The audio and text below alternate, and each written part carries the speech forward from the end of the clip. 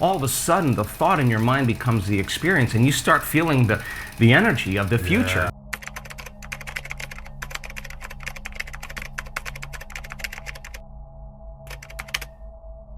Have you ever paused in the middle of a thought, not to act on it, but to ask where it came from? That single pause can change everything. Most of us live our lives under the impression that we are the authors of our thoughts. That thinking is something we do actively, with effort and ownership. But what if it isn't? What if, instead of thinking, we are actually listening? The voice beneath the noise. The mind is often compared to a stream, a flowing current of ideas, images, worries, memories, and questions. But few stop to wonder, who is doing the listening? And where is the stream flowing from? In the Bhagavad Gita, Krishna reminds Arjuna that the self is the witness of thought, not its creator. In Taoist texts, the wise are said to listen to the silence before words arise.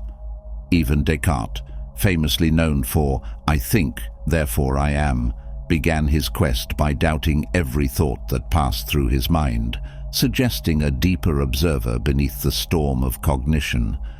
We are told from a young age to think for yourself, but rarely are we taught how to observe the process of thinking itself. Most of our thoughts arise uninvited. They arrive while we're walking, washing dishes, or trying to fall asleep. They come in the voice of a parent, a teacher, an inner critic, or a long-forgotten memory. Some are gentle, others are sharp, but almost none of them are ours.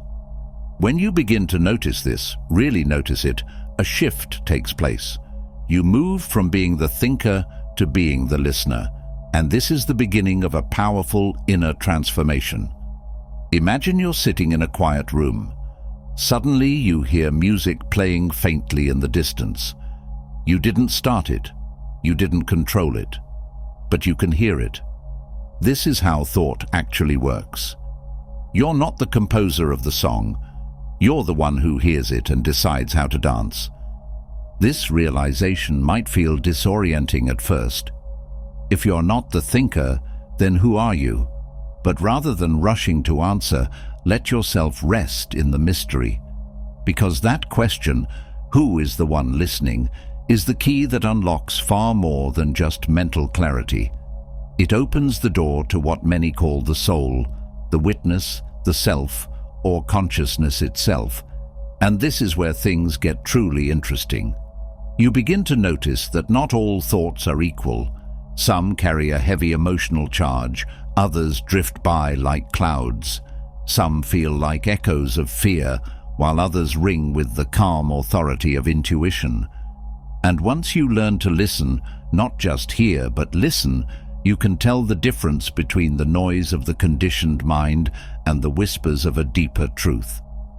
Spiritual teacher Eckhart Tolle describes it well when he speaks of the watcher, the silent awareness that notices thoughts, but is untouched by them. It's not just a metaphor. That watcher is you. And when you start to live from that space of listening rather than reacting, your life begins to unfold in an entirely new way. Suddenly, you're not rushing to answer every inner voice. You're not panicking over every fearful thought. You're not chasing every story your mind throws at you. Instead, you're listening, waiting, sensing. You become the spacious field in which thoughts arise and fall away. This spaciousness creates power. It creates freedom. It opens up a gap between stimulus and response. And in that gap, everything changes. You might find that you stop saying things you don't mean, that you catch yourself before reacting in anger, that you notice the stillness beneath your anxiety. These are not small victories. They are the signs of a shift from unconscious thinking to conscious listening. And that is the very essence of spiritual awakening. To be clear, this doesn't mean you stop using your mind. The mind is a magnificent tool. It can analyze, imagine, create, and solve. But tools are meant to be held, not inhabited. The problem begins when you live inside the tool, when you forget that you are not the hammer, you are the builder. This is why spiritual practices like breathwork is so transformative. Not because they silence the mind forever, that's a myth, but because they train you to notice who is listening. They help you return to the center of yourself, the place where the real you has always been, quiet, aware, still. Once this awareness awakens, it cannot be forgotten. You may lose sight of it at times, get pulled back into the noise, the drama, the storm, but you'll always know the way home. That home is silence, presence, listening. And perhaps the greatest secret is this: the more you listen, the more life starts to speak to you in ways you never expected, through symbols, synchronicities, sudden clarity. You begin to realize that the voice of truth was never loud. It was just waiting for the noise to soften. So the next time a thought rushes in, pause, breathe, and ask yourself, am I thinking this, or am I just listening to it?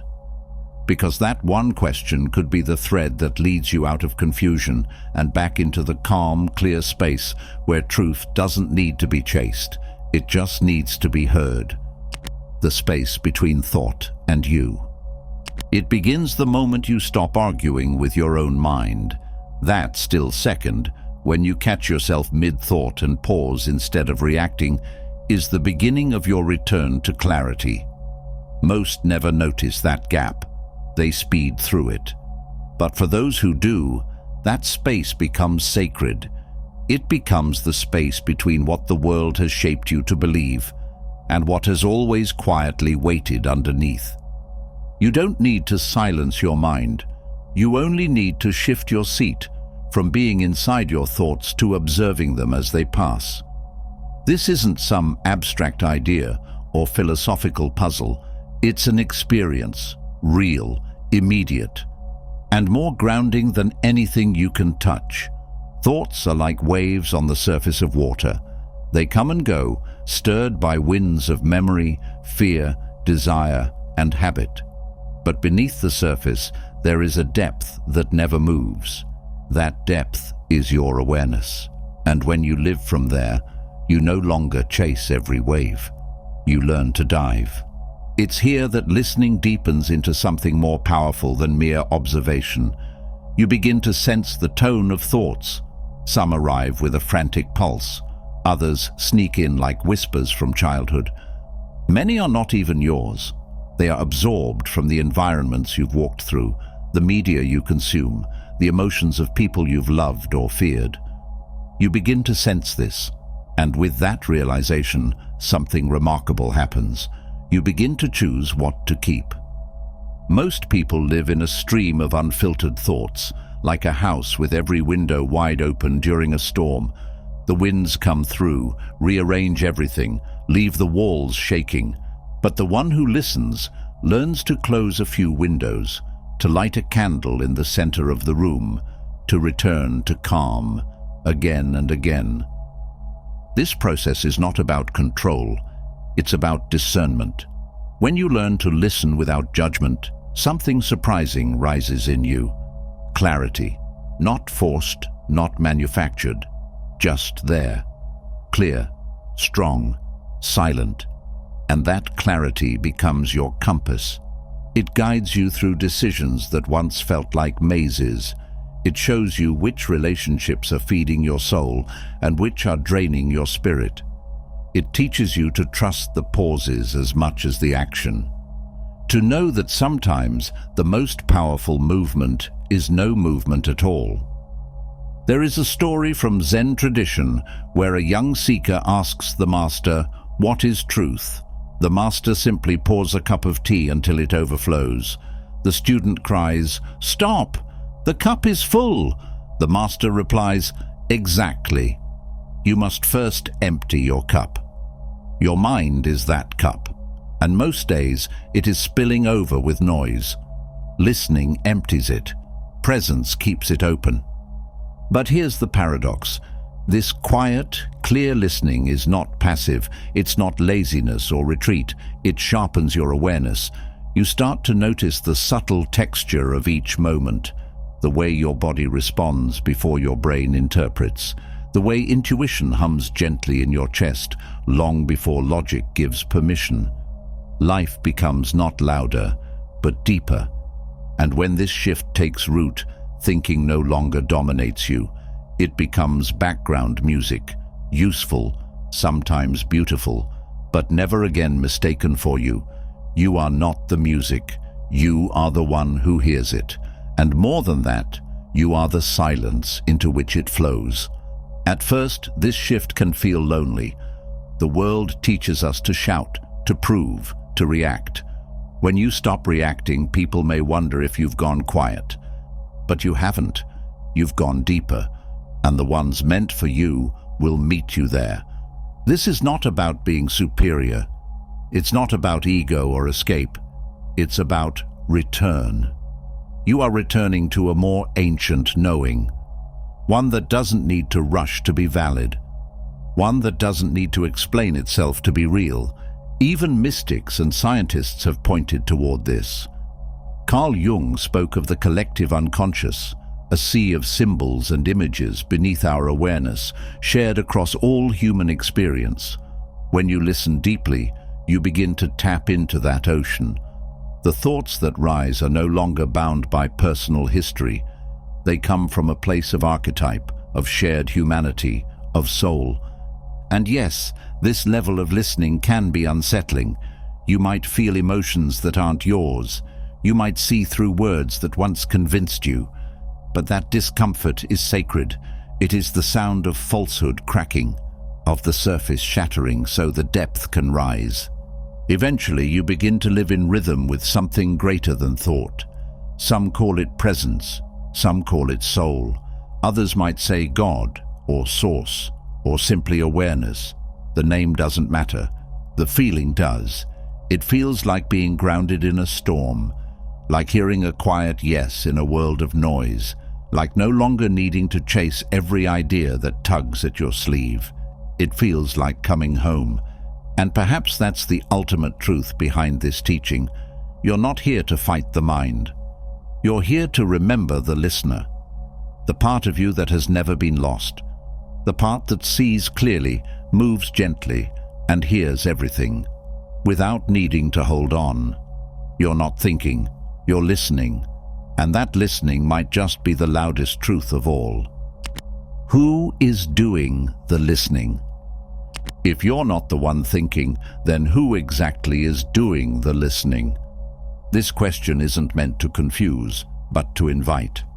An invitation into the space behind the mind, where something ancient waits patiently to be noticed. The moment you start to listen to your thoughts instead of becoming entangled with them, you open a door. On the other side isn't another layer of thought, but the listener itself, the awareness, the witness. This isn't some personality or character you've created. It's not the version of you that shows up in conversations, on social media, or in your memories. It is the one that has always been there, quiet, unchanged, watching it all. It does not panic when your mind spirals, nor does it judge when emotions rise. It simply watches, and it listens. This is what's known as the seer or the inner observer. In Buddhism, it's the awareness that rests behind craving, the pure consciousness that remains steady even as the world swirls with change. And in Taoism, it's the Tao itself, ungraspable but always present, like a still lake reflecting the moon. When you begin to sense this listener within you, the game of life changes. You no longer feel swallowed by your thoughts. Instead, you watch them come and go, like actors on a stage. You realize most of them aren't even original. They've been passed down, picked up, recycled through culture, family, trauma, and habit. But the listener, that presence is untouched. It doesn't need to win arguments. It doesn't get triggered. It doesn't panic about tomorrow or regret yesterday. It exists entirely in the now, and it speaks only when it's quiet enough to be heard. This is why silence is such a powerful teacher. Not silence as in the absence of noise, but silence as in the absence of reaction. You can be in a crowded room and still hear the listener. You can be in the midst of heartbreak and still feel that presence anchoring you, because it is not dependent on external peace. It is peace. People often think that tuning into this deeper presence means shutting life out. But in truth, it means embracing life more fully, because when you're no longer consumed by your thoughts, you actually start to feel more, not less.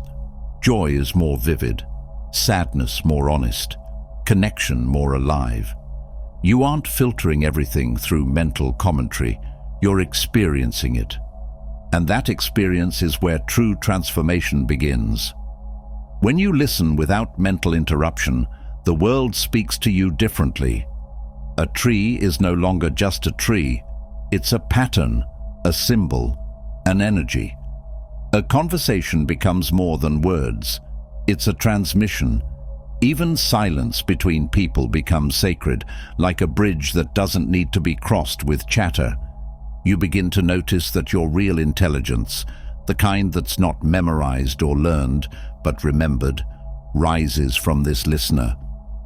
Insight bubbles up, not because you tried harder to think, but because you finally made space.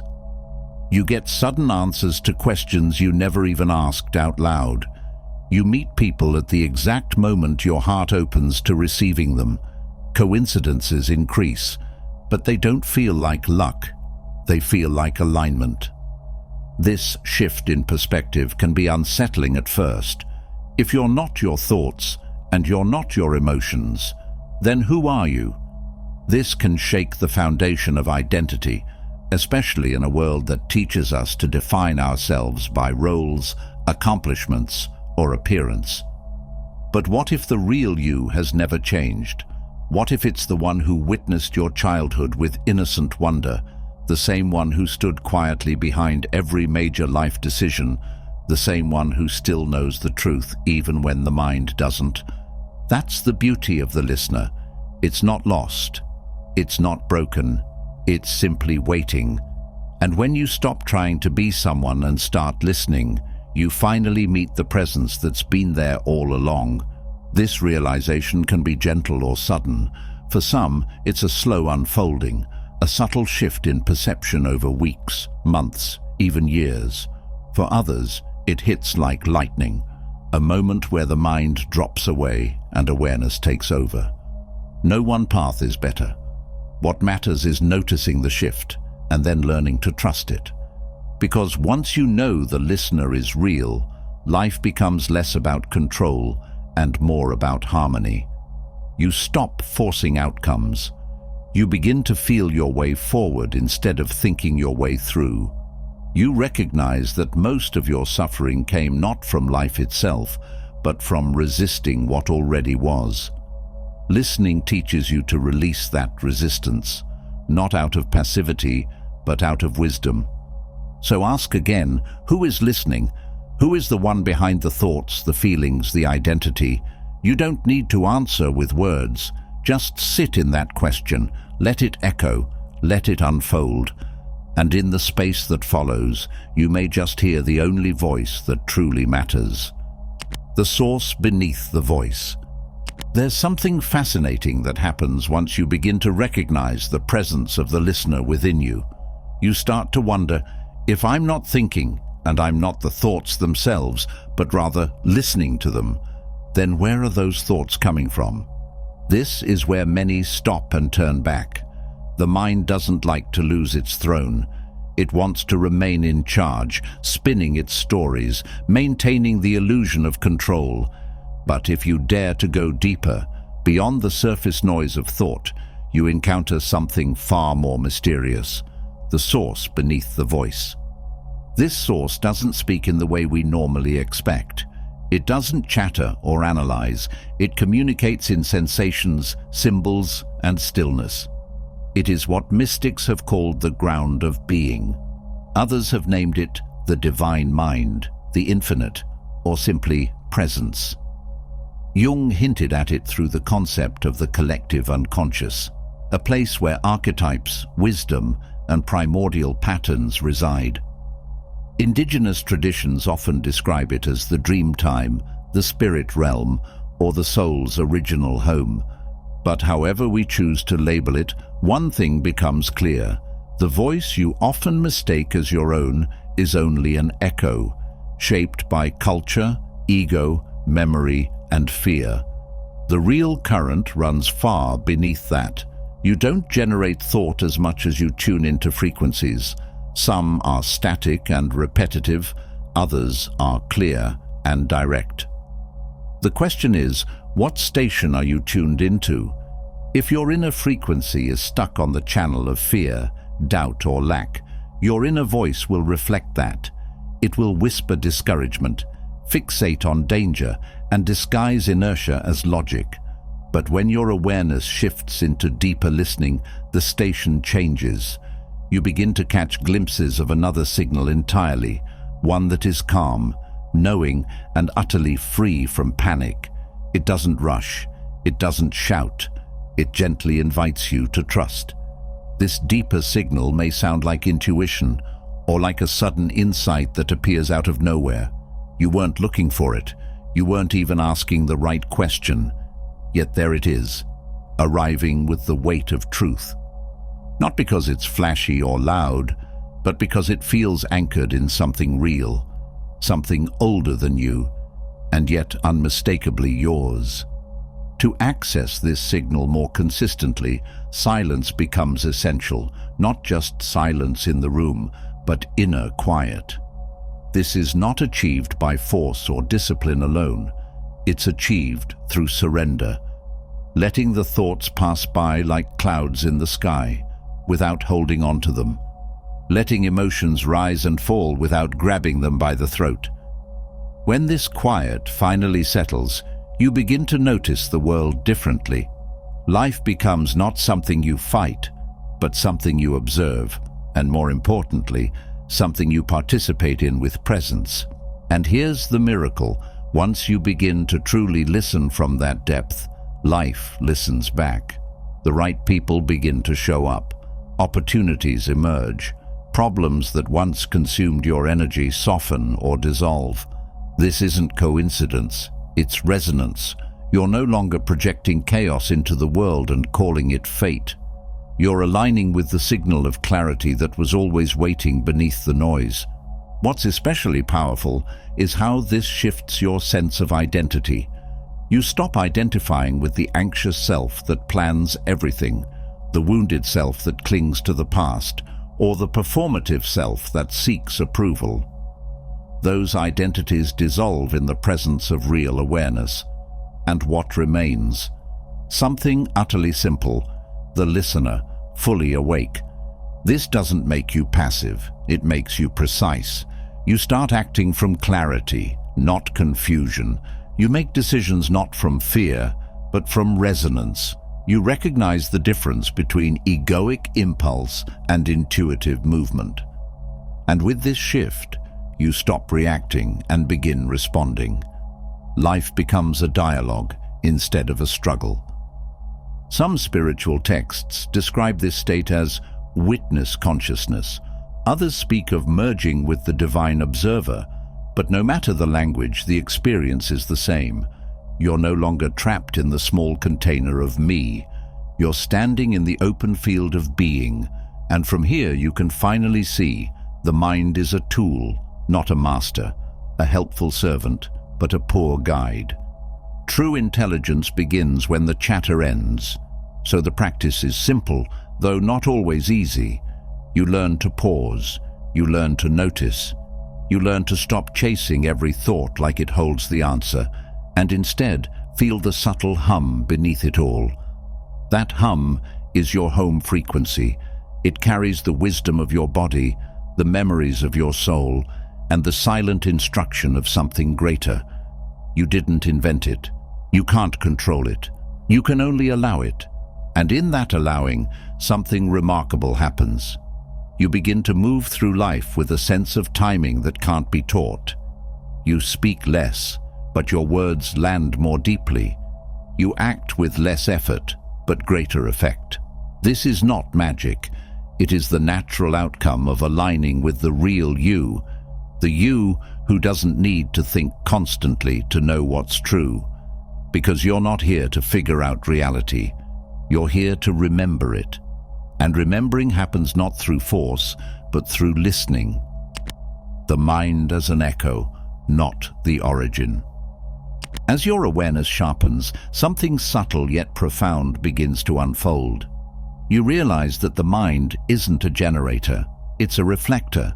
It doesn't create thought from nothing.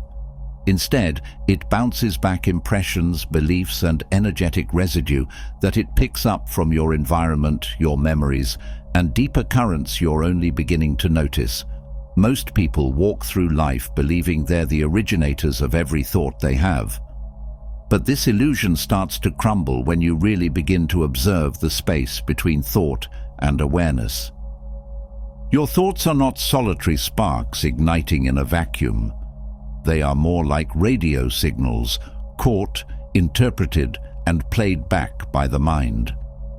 This is why two people can walk into the same room and experience two completely different realities.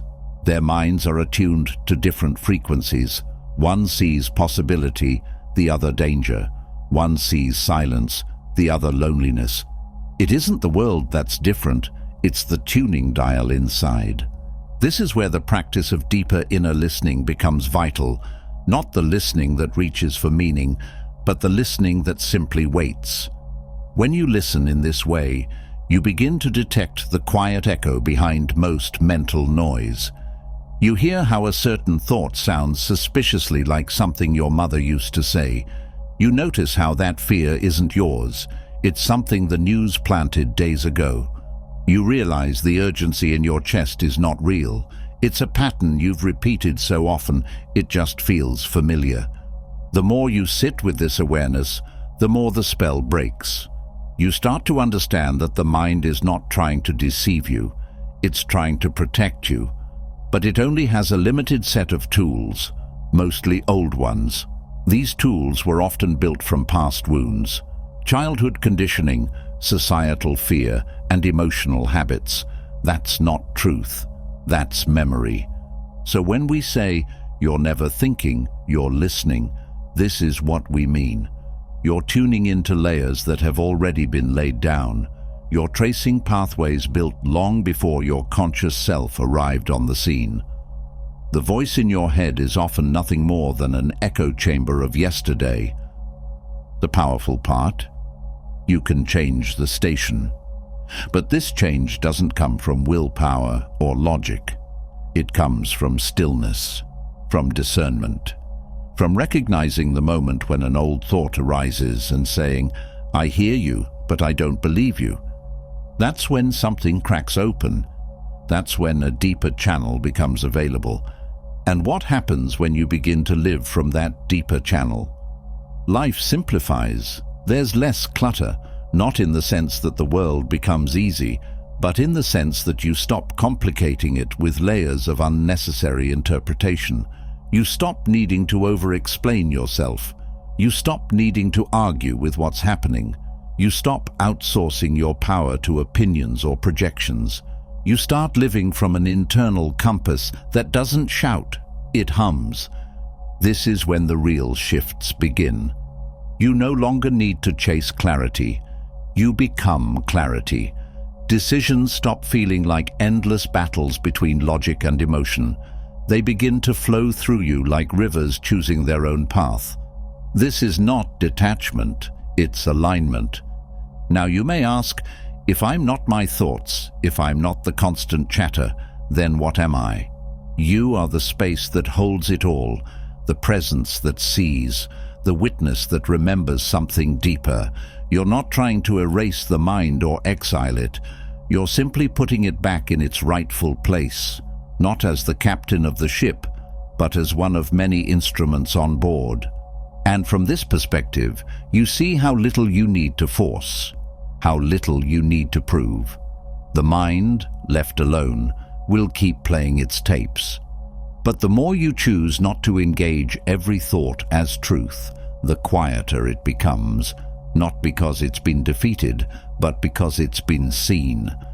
This is where true peace begins, not in silencing the mind, but in no longer being ruled by it. So next time a thought arises that feels heavy, sharp, or loud, pause. Don't try to fix it, just listen. Notice its shape. Ask yourself, whose voice is this? Where did I first hear it? Is it true now or just familiar? Then let it pass, because you were never thinking in the way you believed. You were only ever listening to layers, to echoes, to programs, and once you hear those clearly, they begin to dissolve. What's left is you, not the thinker, not the doer, the one who knows. When the mind grows quiet, the real voice emerges. There comes a moment, soft and unexpected, when the noise that has always filled your head begins to loosen its grip. It doesn't happen because you fought it. It happens because you stopped mistaking it for yourself. And in that pause, in the breath between thoughts, something entirely different begins to emerge. It's not another idea, not a louder opinion. It's a voice that doesn't speak in words. It feels like a remembering. This voice, often overlooked, isn't dramatic or forceful. It doesn't argue. It doesn't rush. It simply is. And when it arises, you know. Not because you understand it intellectually, but because it feels like standing in warm sunlight after years of shadow. What you're sensing in that moment isn't just stillness. It's you stripped of filters. It's you before you were layered with identities and obligations. You realize the voice you thought you were looking for, the one with all the answers, was never hidden. It was simply drowned out by all the others. In spiritual traditions, this quiet, guiding presence is called many things: the higher self, the inner witness, the divine spark. But no matter the label, it speaks the same way, through nudges, impressions, sudden knowing, not guesses, but truths that don't need proof. This is the voice you were born with, the one that doesn't need to think in order to know. But to hear it clearly, you have to risk not filling the silence. That's the challenge. The world worships noise. We're taught to react, to analyze, to plan every second. Even in moments of rest, the temptation is to check in, scroll, update. But true listening doesn't live there. True listening begins when you stop reaching for something to fill the moment and let the moment speak instead. And when it does, you begin to notice how rich the quiet actually is. Not empty, not boring, but layered with subtle signals. A sudden breath that feels different, a moment of calm that wasn't there a second ago, a shift in your body that tells you something is either right or misaligned. The mind can't explain it, but you feel it deeply, and that's enough. These are not coincidences, they are instructions from within. When you live from this space, choices become clearer. You stop forcing things that don't flow. You begin to trust your inner rhythm.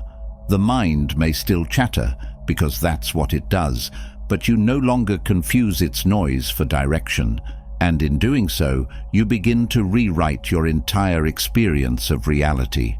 Carl Jung once said, "Who looks outside dreams. Who looks inside awakens." That awakening isn't loud or dramatic. It's the slow, steady realization that the only voice worth following is the one that doesn't demand attention. It offers it. You don't chase it, you return to it. And this shift, this turning inward, isn't about isolation, it's about communion. When you move from that deep listening, the way you relate to the world changes. You begin to feel people, not just hear them. You sense what's being said beneath the words. You no longer react to energy unconsciously. You witness it and respond with intention. That's power. That's freedom. This is what it means to live from presence, not just in it. Over time, the distinction becomes obvious. You recognize when you're slipping into old mental loops, repeating patterns of fear, insecurity, or comparison. But now, instead of getting caught, you pause, you breathe, you listen, and the deeper voice, the real one, reminds you, you are not this noise. You never were. In that space, you don't need to fix the mind. You just stop feeding it. And when the mind no longer gets all your energy, you begin to sense a vast, quiet intelligence moving through you.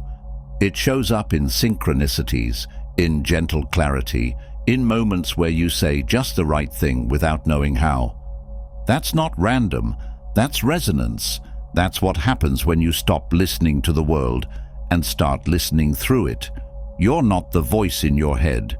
You're the presence that hears it. And in this discovery, everything changes, not by effort, but by awareness. Living as the listener, not the thinker. By now, something within you has shifted. You've started to recognize that what you always thought was thinking was mostly reacting.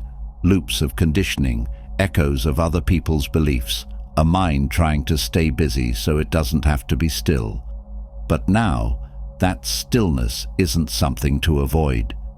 It has become the most powerful space in your life. Because in it, you're not inventing reality. You're aligning with what's already true. When you live as the listener, not the thinker, your entire posture toward life softens. You're no longer trying to force outcomes, fix every discomfort, or solve the puzzle of existence with logic alone. You're receiving life, not passively, but with presence. It's the difference between bracing against the wind and learning to feel where it's guiding you. In this way of being, silence becomes sacred. Not because there's nothing happening, but because everything is happening. Ideas rise not from effort, but from depth. The right words come in conversations. New paths reveal themselves not in 5-year plans, but in quiet certainty. You begin to trust that what you need to know will come, not from thinking harder, but from listening better. This isn't the kind of listening you do with your ears. It's a listening with your whole being. You sense the subtle yes and the quiet no. You feel the contraction in your gut before the mind explains it. You hear the calm behind chaos and the nudge beneath hesitation.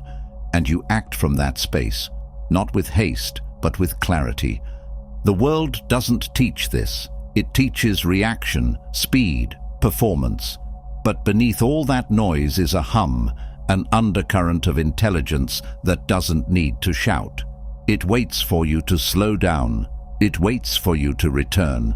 This is what mystics have spoken of for centuries, not as metaphor, but as lived experience.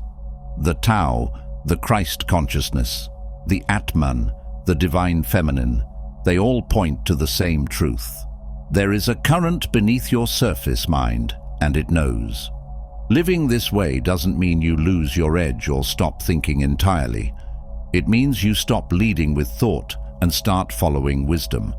You'll still make decisions, solve problems, and have ideas, but they won't come from tension.